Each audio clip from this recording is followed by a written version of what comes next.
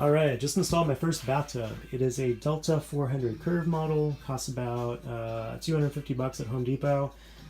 Pretty happy with how it looks. Also really like the size, the depth, and the width. I'm 5'11", and I laid in it last night, and it felt just super roomy. I also really like these little notches for your arms or your legs. That just seems really nice. It's going to be a huge improvement from my old tub, which was really cramped and really old. There's two things to be aware of if you do buy this tub. So the depth of it, and by depth I mean the distance from the drain to the overflow valve, is 16 inches. My old tub was about 14.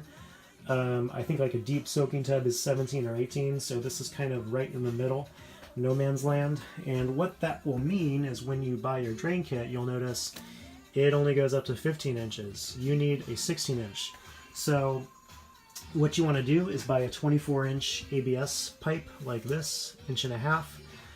Chop the last 8 inches off of it, and then you'll have a 16-inch pipe. You can just toss this one, put in the 16-inch pipe, and you're good to go on the drain and won't have any problems. The other thing to be aware of is the middle of it kind of curves outward like that. And you can see it's like not a whole lot. It's like a 1/4 inch or so, maybe 3/8. I don't know what people are doing to work around that, if they're just installing like extra grout and extra caulking. I guess if you're really obsessive, you could cut your tile around it, but that's definitely beyond my skill level. So that's a bit of a bummer. I would have liked this to be totally straight or super curved, like, you know, do one or the other. But, you know, overall, no complaints. The tub was super light. I was able to install it myself after some wiggling. And, you know, a base bathtub is going to be about $150 or so. So this seems like it's worth the extra $100 to get something this level. And, oh, they do make a prefabbed sliding door system for about $500. I'm planning to get that. They also make a prefabbed backing, but I just wanted to go traditional tile. I just think it looks nicer. But you know, for $750 for a tub and a door, that's a pretty nice deal, and I think it's going to look great.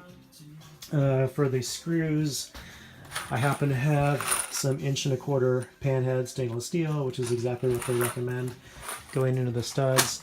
Now for this back wall, I had to use 2-inch ones. Again, stainless steel panhead. And this brings me to the Kerdi board.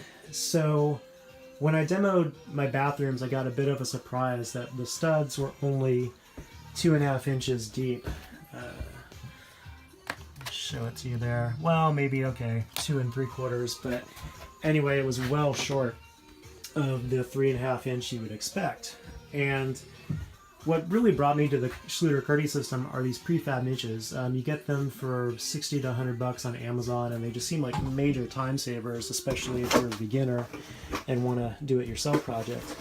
But the back of them is 3.5 inches deep, or 3 if I recall, and then, you know, extra 1/2 inch for the front or the back, depending on how you look at it. So you really need to have 3.5 inch wide studs in order to accommodate these.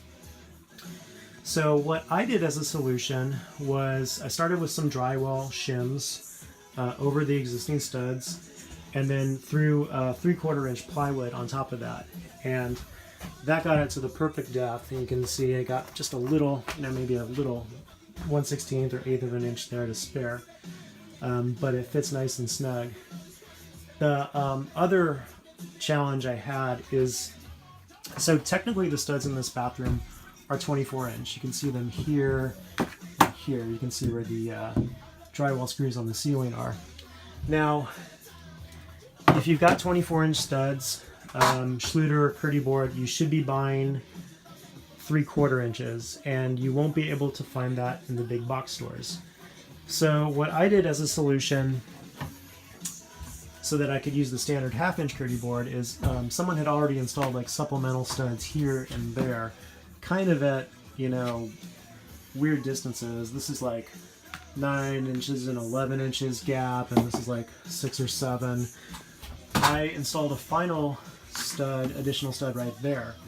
And what that did is the distance between the studs was now no more than 16 inches, which allowed me to use the 1/2-inch Kerdi board. And I was able to just get that at Lowe's for 40 bucks a sheet, which is fairly expensive, but for the amount of time it's going to save me, and the simplicity, and also just not having to deal with all the chemicals and stuff you'd have with RedGuard, I think that's going to be worth it. Oh, and speaking of the backing, you're probably wondering, why do you have all this roofing felt and why do you have this hardy backer? I just happen to have it available. The roofing felt was from doing my floors, and then the hardy backer I'd originally bought several months ago, and then I found out about the Kerdi system, and I was just too tired to return these to Home Depot. It just wasn't worth the trip over there. So it got me thinking, you know, the Schluter Kerdi system supposedly is totally waterproof. Supposedly you can just put it on either direct to the studs, or you can put the membrane over drywall. But it is a fairly new system. It's only been out for 5 years or so, and no one really knows how it's going to hold up. So just in case there is a problem, you know, I went old school here. You put down the roofing felt behind it, and then the idea is if any water gets behind this board, it's going to trickle down, trickle down, trickle down. It's going to hit the hardy backer.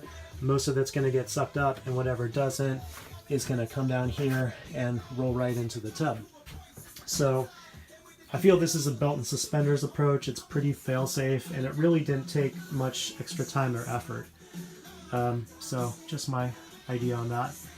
And then, I wanted to finish with a tip on if you do buy these shower niches. So there is a 2-inch bezel on either side, or maybe it's 1.5 inches, I can't remember. No, it's 2 inches. And what that means is if you put it right up against the stud, which you might plan on doing, you've got a problem because it's going to cover up your stud. And when you put the Kerdi board next to it, you want to put the screws right between them like that, and you won't have a stud available to put the screws into. So as you're planning this, what you really want to do is leave an extra 1/2 inch on either side, or maybe even a full inch, and then put something like this. This is just a 1/2 inch random board I think I had from like an old cabinet. And what that will let me do is when the shower niche is installed, I'll have the stud available, and I can go right there in the middle of it, and everything will be nice and secure. Over on this side, I actually didn't need to do this because in addition to being kind of messed up, my studs were not level. So I threw in the shim here, and that got it about right. But you know, it was like that, and that was not level at all. So I got a little bit of wiggle room here, but it's pretty secure. And once I get the screws in, they have you do the screws every 12 inches. So there's going to be 1, 2, 3, 4 on each side. It'll be nice and secure, and I'm not worried about that at all. So yeah, I'm getting ready to hook up the drain now and run some water and test it out. Got my new faucet installed there. So yeah, let me know if you got any questions or comments.